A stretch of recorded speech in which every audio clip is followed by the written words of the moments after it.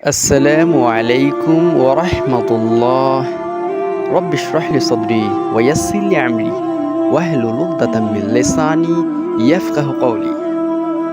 আমরা এখন কিছু হাদিস জানব যা আমাদের ঈমান বৃদ্ধির জন্য সাহায্য করবে ইনশাআল্লাহ। একটি হাদিসে আসছে আব্দুল্লাহ ইবনু আমর রাদিয়াল্লাহু তাআলা আনহু থেকে বর্ণিত। তিনি বলেন, জনৈক ব্যক্তি আল্লাহ রাসূলুল্লাহ সাল্লাল্লাহু আলাইহি সাল্লামকে জিজ্ঞেস করল, ইসলামে কোন জিনিসটি উত্তম?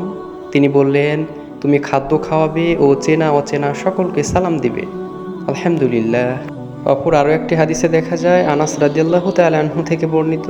তিনি বলেন, নবীজি সাল্লাল্লাহু আলাইহি সাল্লাম বলেছেন, তোমাদের কেউ প্রকৃত মুমিন হতে পারবে না যতক্ষণ না সে তার ভাইয়ের জন্য সেটাই পছন্দ করবে যা সে নিজের জন্য পছন্দ করে।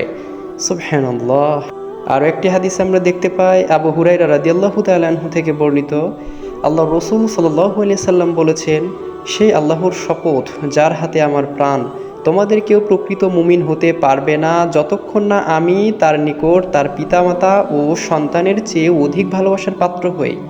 আনাস রাদিয়াল্লাহু আনহু থেকে বর্ণিত আছে যে আল্লাহ রসুল সাল্লাল্লাহু আলাইহি সাল্লাম বলেছেন, তোমাদের কেউ প্রকৃত মুমিন হতে পারবে না যতক্ষণ না আমি তার নিকট তার পিতা, তার সন্তান এবং সব মানুষ অপেক্ষায় অধিক প্রিয় পাত্র হই। ঈমান সম্পর্কে আরও একটি হাদিসে আমরা দেখতে পাই আনাস রাদিয়াল্লাহু তাআলা আনহু থেকে বর্ণিত। তিনি বলেন, নবীজি সাল্লাল্লাহু আলাইহি সাল্লাম বলেছেন, তিনটি গুণ যার মধ্যে আছে সে ঈমানের স্বাদ আচ্ছাদন করতে পারবে। ১ নম্বর, আল্লাহ ও তার রসুল তার নিকট অন্য সকল কিছু হতে অধিক প্রিয় হওয়া। ২ নম্বর, কাউকে একমাত্র আল্লাহর জন্যই ভালোবাসা।